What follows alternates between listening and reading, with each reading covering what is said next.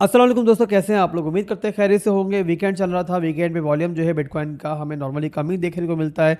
Chicago merchandise exchange जो है वो बंद होती है, तो बहरहाल हमें वही होता हुआ दिख रहा है। बिटकॉइन यहाँ पे एक रेंज में ही सिमट के चल रहा है और कोई बड़ा मूव बिटकॉइन का हमें नहीं देखने को मिला है। ना तो बड़ा डंप देखने को मिला है लास्ट 2 डेज़ के अंदर, और ना ही हमें कोई बड़ा ब्रेकआउट देखने को मिला है।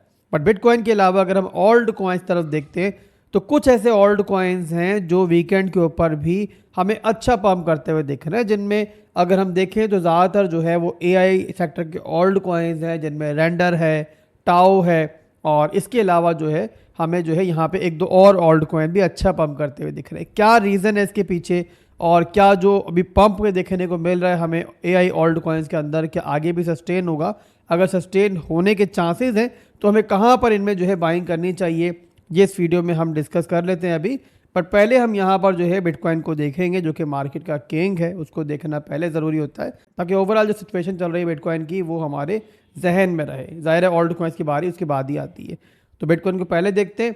और बिटकॉइन की तरफ जाने से पहले जो है ना, मैं आपको दोबारा से रिमाइंड करवा दूँ कि अभी इस महीने के बाद जो अगला महीना स्टार्ट होगा, उसके स्टार्ट के अंदर ही जो है ना मार्केट का सबसे इम्पॉर्टेंट इवेंट जो है वो हमारे नज़दीक आ रहा है। वो कौन सा है? वो है एफईडी मीटिंग। 6 और 7 तारीख को ये मीटिंग होगी और उसके बाद डिसाइड किया जाएगा कि रेट कटिंग जो है इस बार भी करनी है या फिर लास्ट 2 मीटिंग्स की तरह इस बार भी जो है हमारे सामने एक अनचेंज नंबर आएगा। इस बार बता दूं कि प्रेशर जो है जेरम पॉल पे वो बेइंतहा हो चुका है। यूएसए की इकोनॉमी को देखते हुए, मार्केट की ड्राइनेस को देखते हुए हर कोई ये चाह रहा है कि भाई अब जो है ना जेरम पॉल एफईडी जो है वो इंटरवेन करें और मार्केट में लिक्विडिटी लाने के लिए थोड़ा सा रेट कटिंग की तरफ जाए।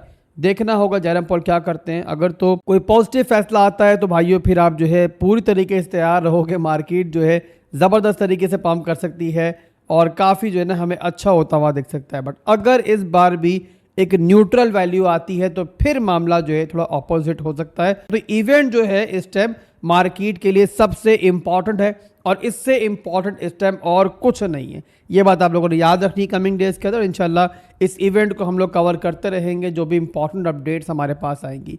बहरहाल यहाँ से चलते हैं बिटकॉइन के चार्ट की तरफ और देखते हैं कि बिटकॉइन के ऊपर क्या चल रहा है शॉर्ट टर्म के अंदर।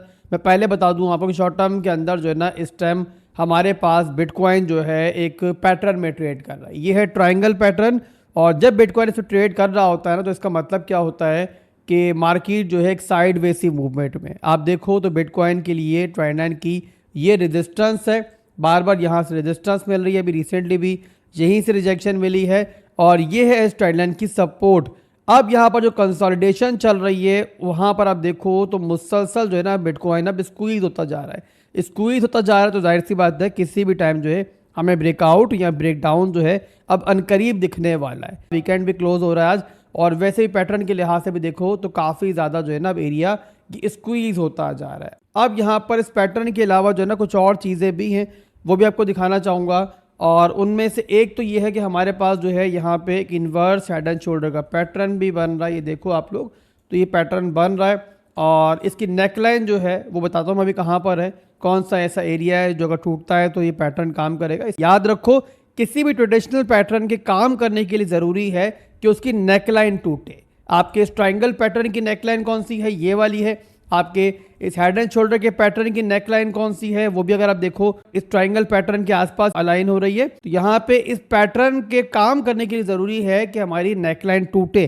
टूटेगी तभी जो है हम कंसीडर कर सकते हैं कि पैटर्न जो है वर्क करने जा रहा है। बहरहाल अगर ये टूट जाता है, अगर हमें यहाँ ब्रेकआउट देखने को मिल जाता है, कन्फ्लुएंस तो 2-3 है हमारे पास, तो फिर यहाँ पर जो है ना आप तैयार रह सकते हो कि बिटकॉइन जो है हमारी अपसाइड की लिक्विडिटी जो है ना यहाँ पे 86,000 के एरिया में और 88,000 के एरिया में ये हंट कर सकता है। बट अगर यहाँ पैटर्न जो है ब्रेकडाउन कर जाता है तो फिर जाहिर सी बात है नीचे की रेंजेस जो है वो यहाँ पर हमें आती हुई दिखेंगी। तो यहाँ पे ओवरऑल आप ये कह सकते हो कि इस टाइम जो है ना मार्केट की नेक्स्ट मूव जो है वो इस ट्रायंगल पैटर्न की मरहून मिन्नत है। इसके अलावा जो वीकली क्लोजिंग है वो भी काफ़ी इंपॉर्टेंट है, और उसके बाद जब मार्केट ओपन होती है, वॉल्यूम मार्केट में आता है तो काफ़ी हद तक जो है क्लियर हो जाएगा। तो इंशाल्लाह मैं ट्राई करूँगा कि जल्दी जो है आप लोगों के लिए एक और वीडियो बना दी जाए और मार्केट की अगली मूव जो है आपको बताई जाए। तो आप लोग सुबह की वीडियो का वेट कीजिएगा। आप लोग जानते हैं कि नॉर्मली जो है आजकल खास तौर पे मैं सुबह के टाइम जो है वीडियो बनाता हूँ, 10 से 11 बजे तक वीडियो बना लेता हूँ, तो आप लोग उसका वेट कर सकते हो। तो ये ओवरऑल फिलहाल बिटकॉइन की शॉर्ट टर्म की एक सिचुएशन है। बिटकॉइन के बाद चलते हैं ऑल्ट कॉइन की तरफ, कौन से ऑल्ट कॉइन अच्छा परफॉर्म कर रहे हैं, क्या मूवमेंट चल रही है उनके अंदर। और यहाँ पे लास्ट 24 आवर के अंदर देखें तो टाओ अच्छा परफॉर्म कर रहा है, एफईटी अच्छा परफॉर्म कर रहा है। टाओ को देखें तो लास्ट 24 आवर में 11% ऊपर दिख रहा है हमें, और टाओ भी, एफईटी भी, और इसके अलावा रेंडर भी आप देखो तो लास्ट काफी दिनों से हमें बेटर परफॉर्म करता हुआ दिख रहा है। और ये तीनों कॉइन्स आप जानते हैं कि एआई सेक्टर के कॉइन्स हैं, तो यहाँ पे एआई कैटेगरी जो है वो हमें इस टाइम दोबारा से थोड़ा सा हाइप में आती हुई दिख रही है। यहाँ पे इसी कैटेगरी कुछ ओल्ड कॉइन्स को हम देखते हैं, और पहला ओल्ड कॉइन जो हम देखेंगे यहाँ पर वो है रेंडर, जो कि यहाँ पे आप लोगों को याद होगा मैंने कुछ दिन पहले डिस्कस किया था और बताया था इसके बारे में कि इसमें जो है ना डबल बॉटम बना है। इसके अलावा यहाँ पर इंटरनल स्ट्रक्चर के अंदर यहाँ पे इसे ब्रेकआउट भी मिला है, तो हम जैसा एक्सपेक्ट कर रहे थे इसके अंदर वैसा ही परफॉर्म ये कर रहा है। और यहाँ पर देखिए तो जो लो लगा है इसका अभी तक वो लगा था 2.495 के ऊपर, और वहाँ से तकरीबन ये 80% से ज़्यादा पंप कर चुका है। बट यहाँ पे रेंडर जिस मकाम पर इस टाइम मौजूद है ना, ये है इसका रेजिस्टेंस एरिया। किस तरीके से, यहाँ पर आप देखो तो रेंडर जो है वो previously lower lows lower highs बना रहा है डेली के अंदर। ये लो बना, ये हाई बना, ये एक लो बना, और इसके बाद ये है इसका स्ट्रॉन्ग हाई का रीजन।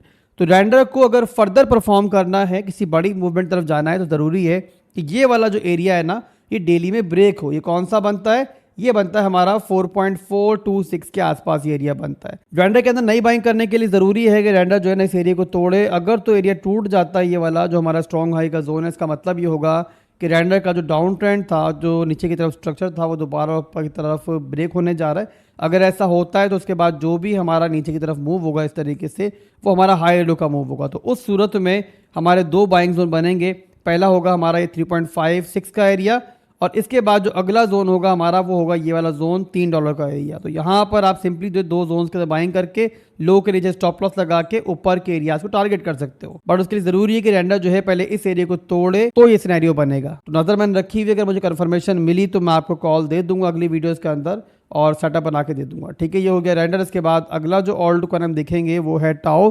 टाओ के अंदर बहरहाल जो है हमें एक ब्रेकआउट देखने को मिल रहा है। प्रीवियसली आप लोग देखो तो लोअर लोज लोअर हाई ये बना रहा था, ये लो बना, हाई बना, लो बना, और अब यहाँ पर देखो तो स्ट्रॉन्ग हाई का जोन जो तोड़ा इसने, तो एक अच्छा मूव चल रहा है इसके अंदर। बट चलती हुई ट्रेंड में ज़ाहिर है घुसना पॉसिबल नहीं है, हमें यहाँ वेट करना पड़ेगा कि हमें यहाँ पर जो एक हाई लो का मूव मिले। अगर हाई लो का मूव मिलता है, अपॉर्चुनिटी मिलती है, तो हम इन एरियाज के अंदर जो है इसके अंदर एक सेटअप बनाने की ट्राई करेंगे। तो इस पर भी नजर रखी हुई मैंने, और कमिंग डेज में रेंडर हो गया, टाओ हो गया, और इसके अलावा एक का दुका और ओल्ड कॉइन जो है मेरे रेडार के ऊपर है। मुझे जैसे ही कोई सेटअप बनता हुआ दिखेगा मैं इंशाल्लाह आपको कॉल दूंगा। बहरहाल अभी के लिए टाओ के अंदर हमें एक नया हाई जो है बहरहाल बनता हुआ दिख रहा है। इसके बाद जो अगला ओल्ड कॉइन है वो भी यहाँ पे काफी दिनों से अच्छा काम कर रहा है, वो भी एआई कॉइन है।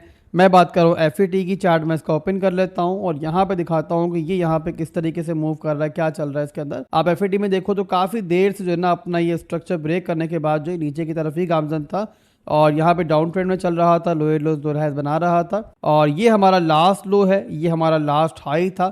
और आप देखो तो इस टाइम जो कैंडल चल रही है ना, आज की जो कैंडल चल रही है वो हमारे प्रीवियस हाई से ऊपर चल रही है। तो आज की कैंडल क्लोजिंग जो है वो हमें अगर अच्छी मिल जाती है इसके अंदर, तो इसका मतलब ये होगा कि इसने भी जो है इस तरीके से अपना स्ट्रक्चर जो है ब्रेक कर दिया है। और अगर ऐसा होता है तो इसका मतलब ये होगा कमिंग डेज में कोई भी अगर हमें रिट्रेसमेंट मिलती है टाओ के अंदर, एफईटी के अंदर, तो वहां पर जो है हमारे लिए बाइंग अपॉर्चुनिटीज बनेंगी। तो आप लोग मुझे फॉलो करते रहो, इंशाल्लाह जो भी होता है मैं बताऊंगा आपको। अभी के लिए बस इतना ही था, कल इंशाल्लाह एक नई वीडियो के साथ जल्दी मिलेंगे। दुआ में याद रखिएगा। अल्लाह हाफिज।